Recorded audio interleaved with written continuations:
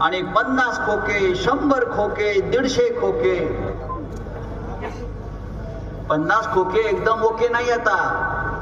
50 खोके गद्दार को ठोके. गद्दार दिसला की ठोके उसको.